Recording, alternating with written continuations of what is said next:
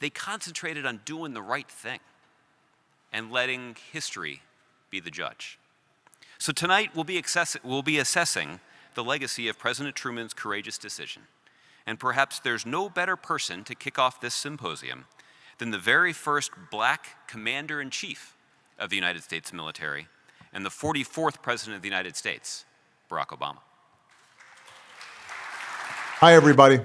Welcome to the Truman Civil Rights Symposium. I want to start by thanking the Truman Library Institute for organizing this event.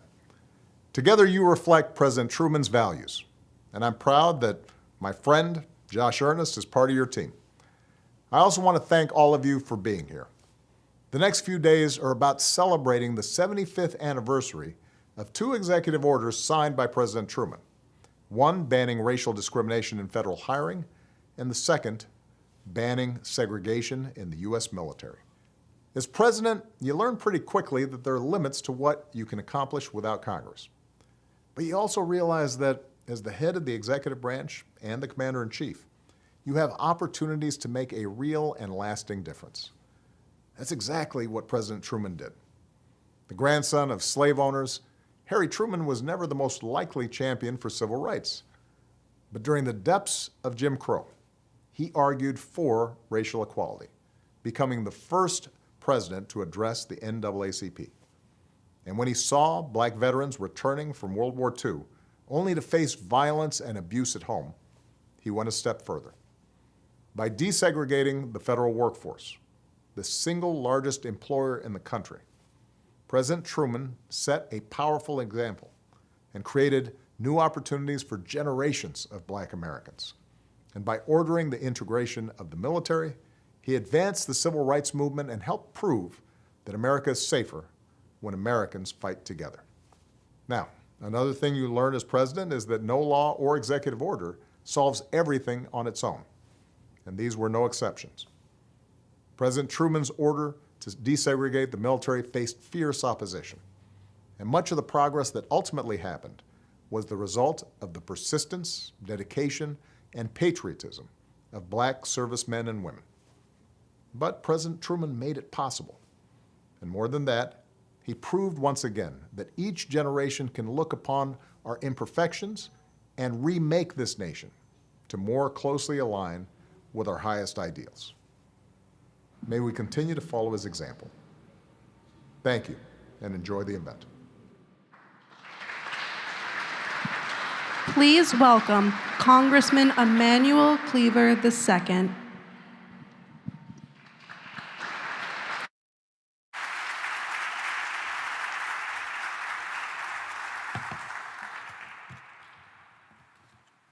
Thank you very much for introducing me, President Obama.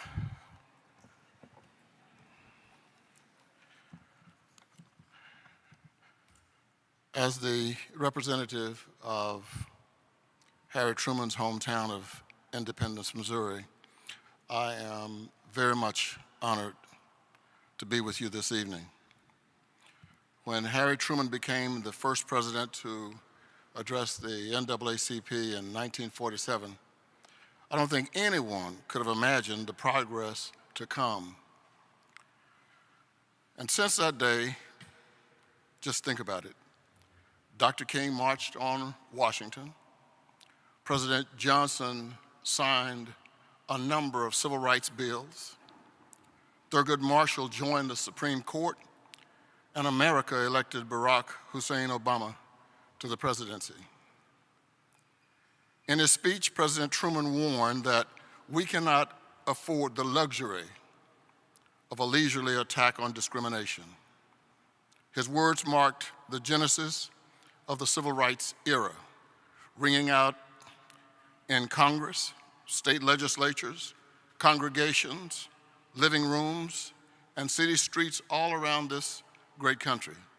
Today, we meet to keep Truman's words alive and usher our children and their children into a new era of civil rights. Before Dr. King divulged his dream, Rosa Parks took a seat on a bus, and President Obama swore his oath President Truman signed Executive Order 9981.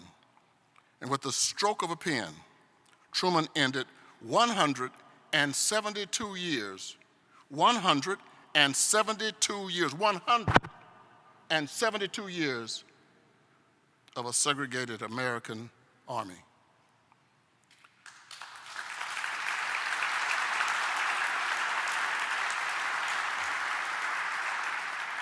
African Americans served in every armed conflict since the Revolutionary War, sacrificing their lives for an American promise. And I guess that's what a lot of young people looked at when they said Black Lives Matter. The Department of Defense sacrificed Black lives without granting them equal honor. Last Sunday, my father celebrated his 101st birthday. And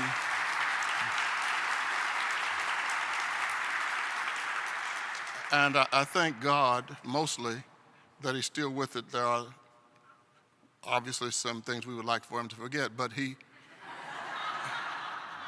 just won't. But one of the things that I told him about coming to this today, I will remember, and my little grandson was with me, who I hope I can say it, remind him over and over again that he will remember it for the rest of his life. My father sat at a little lunch table and he said, when Truman signed Executive Order 9981, he said, my brothers and I, his two brothers, we went Zoom. He used his hands, went Zoom.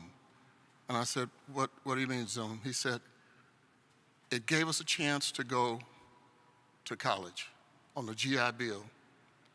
And he said, our middle classness is a result of 9981. My father went to Prairie View A&M University following his brother to Prairie View A&M, and then his younger brother, Emmanuel, went to Texas College. For the first time in my family's history, America kept its promise. President Truman's words are as salient today as they were 76 years ago. All you have to do is think about the NDAA that we just dealt with in Congress. President Truman dealt with these same issues in 1947. And tragically, we're still dealing with them today. We cannot afford a relaxed resolve against hate. We cannot afford a dull denunciation against violence. We cannot afford to wait for bigotry to blow the bugle of retreat in the battle for the soul of America. And as President Truman said, we certainly cannot afford the luxury of leisurely attacks against discrimination.